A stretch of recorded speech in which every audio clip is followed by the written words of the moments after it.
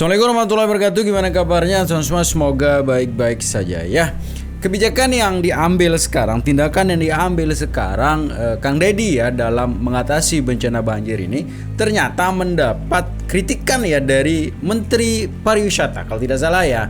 Yang dimana kebijakan Kang Deddy untuk mengganti kembali fungsi hutan kalau tidak salah di puncak sana yang kemarin merobohkan bangunan-bangunan itu ternyata mendapat kritikan yang keras dari Menteri Pariwisata. Ini bagaimana ini? Ada kebijakan yang baik untuk menyelamatkan sekian ribu masyarakat, bahkan sekian juta begitu ya, sekian ribu lah kita sebut ya. Kok mendukung tempat pariwisata yang hanya mementingkan, hanya menguntungkan 1-2 orang lah di situ. Ini menarik untuk kita reaksi semeton gimana pendapat dari Ibu Menteri Pariwisata yang menarik untuk kita reaksi. Jadi gimana video lengkapnya? Ini dia. Ya, dari Kementerian Pariwisata kami sejujurnya prihatin dengan situasi ini. Dan kami terus melakukan monitoring terhadap perkembangan situasinya. Nah, tapi tentunya kami selalu menghimbau bahwa pelaku usaha wajib memastikan legalitas usaha mereka masing-masing. Menurut pandangan kami, pembongkaran ini tidak boleh sebenarnya dilakukan secara sepihak. Terlebih jika legalitas suatu usaha sudah diurus dengan sah. Pembongkaran sepihak bisa menjadi sebuah presiden buruk bagi iklim investasi atau berusaha di Indonesia. Namun kami juga menghimbau destinasi wisata untuk selalu mematuhi aturan yang berlaku dan memenuhi semua perizinan dasar yang diwajibkan seperti persetujuan kesesuaian kegiatan pemanfaatan ruang, persetujuan lingkungan, dan persetujuan bangunan gedung. Nah, persyaratan itu kemarin yang tidak dilaksanakan ya oleh pemilik tempat pariwisata itu begitu. Dan investasi yang terbesar kan kemarin memang Provinsi Jawa Barat ya. Jadi sekarang kalau Provinsi Jawa Barat yang berinvestasi lebih besar di situ ya terserah Provinsi Jawa Barat sekarang sebenarnya sih begitu. Menteri Pariwisata Widianti Putri Wardana menyindir Gubernur Jabar Deddy Mulyadi terkait pembongkaran tempat wisata di Puncak, Bogor. Ia mengatakan, sepatutnya penyegelan dan pembongkaran sejumlah objek wisata di kawasan Puncak, Bogor, Jawa Barat. Menurut pandangan kami, pembongkaran ini tidak boleh sebenarnya dilakukan secara sepihak, terlebih jika legalitas suatu usaha sudah diurus dengan sah. Pembongkaran sepihak bisa menjadi sebuah presiden buruk bagi iklim investasi atau berusaha di Indonesia. Atas dasar itu, Widianti mengaku prihatin dengan penyegelan dan pembongkaran sejumlah objek wisata di kawasan Puncak, Bogor. Karenanya, ia terus melakukan monitoring untuk memantau perkembangan situasi. Sejujurnya prihatin dengan situasi ini dan kami terus melakukan monitoring terhadap perkembangan situasinya. Di sisi lain, Widianti menyampaikan, Kementerian Pariwisata juga mengimbau kepada pelaku usaha untuk memastikan legalitas usahanya. Sebab, kata Widianti, sektor wisata harus tetap memperhatikan aspek keberlanjutan dan kelestarian alam dalam pengelolaan tempat wisata. Kami juga mengimbau destinasi wisata untuk selalu mematuhi peraturan yang berlaku dan memenuhi semua perizinan dasar yang diwajibkan.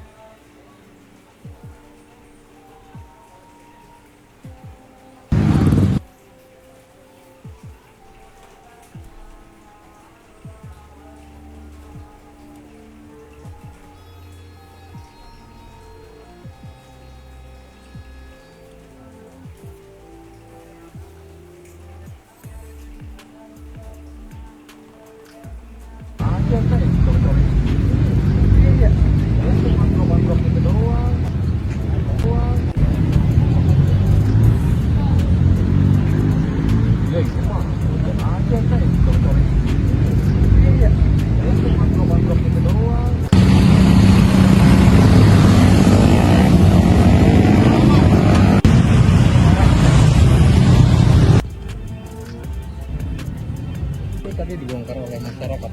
Ya, jadi tadi ada aksi massa dari masyarakat yang ada di sini, terutama yang mantan-mantan PKL di sekitar kawasan ini, mereka meluapkan kepuasannya gitu. untuk menandai bahwa kawasan Ibis Park ini ditertibkan.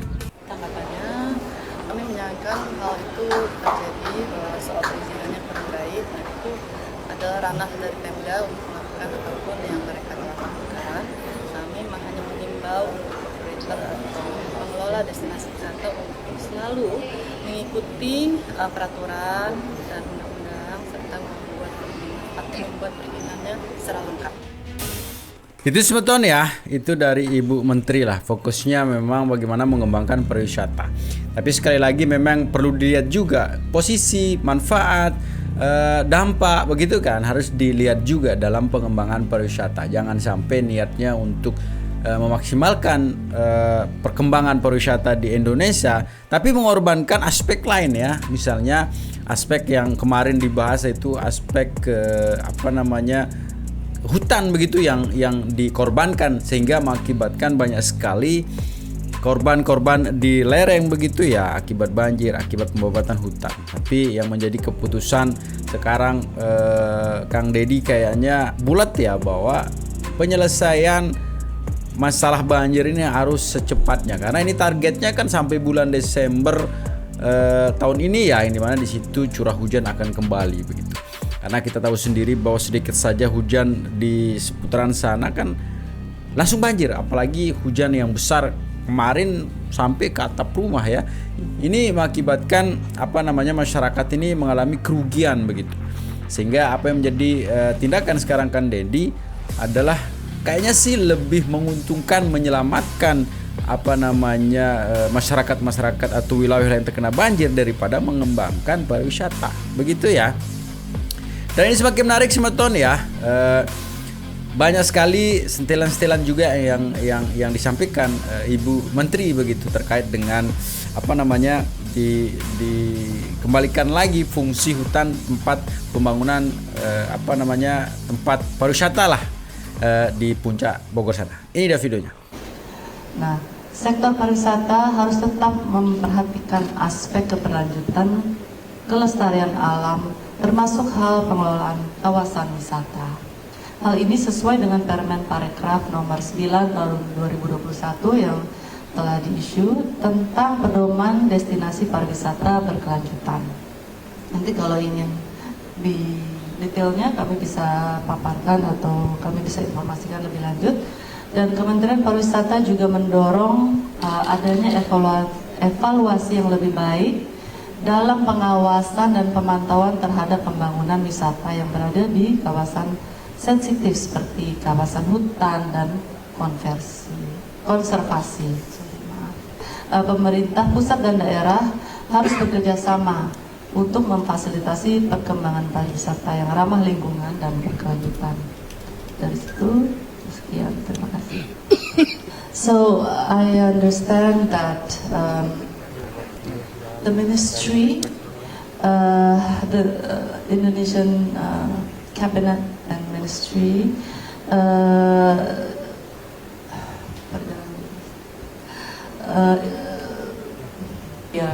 very large and so many destinations to promote, but we have LPJMN by Bappenas, Borobudur and Yogyakarta area, and also that is our super priority destination.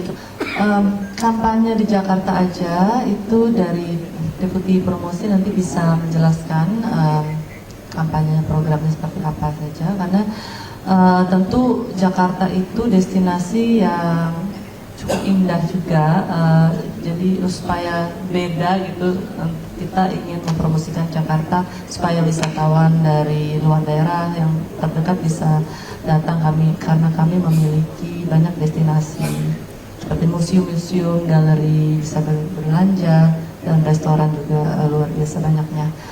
Jadi itu program kami nanti akan dielaborasi oleh Ibu Deputi Bu Made mengenai penurunan okupansi hotel. Tadi kami sudah bahas di topik sebelumnya. Memang ada dampak dari pemotongan anggaran, tapi untuk hotel-hotel bintang 3 dan 4 ya. Nah, tapi kami seperti kita tadi sudah bahas, kita kolaborasi dengan mitra-mitra dan terus menggenjot promosi kami, harusnya kita bisa meningkatkan lagi okupansi. Tapi bukan karena program wisata di Jakarta saja, bukan program itu yang membuat destinasi okupansi rate-nya itu turun gitu. Terima kasih dari Ibu. Silakan. Dalam jumlah perjalanan wisatawan Nusantara. Rekan-rekan media yang saya hormati, pada jumpa pers bulan Maret ini akan kami sampaikan secara langsung sejumlah kabar terbaru mengenai program Kementerian Pariwisata, yaitu yang pertama, pertumbuhan wisatawan mancanegara periode Januari 2025, strategi menjelang mudik Lebaran 2025, program Kementerian Pariwisata dan agenda strategis Kementerian Pariwisata. Pertama itu 9. Kementerian Pariwisata mengawali tahun 2025 dengan sebuah pencapaian positif dari segi jumlah pengunjung wisatawan mancanegara. Data dari BPS yang dihimpun di Direktorat Jenderal Imigrasi menggambarkan capaian kunjungan wisatawan mancanegara pada Januari 2025 sebesar 1 juta kunjungan. Dengan gembira saya menyampaikan bahwa angka ini menunjukkan adanya peningkatan signifikan sebesar 32% bila dibandingkan dengan angka pada Januari 2024 yang tercatat sebanyak 760.000 kunjungan. Kunjungan Wisnus juga masih dalam proses pengolahan oleh BPS.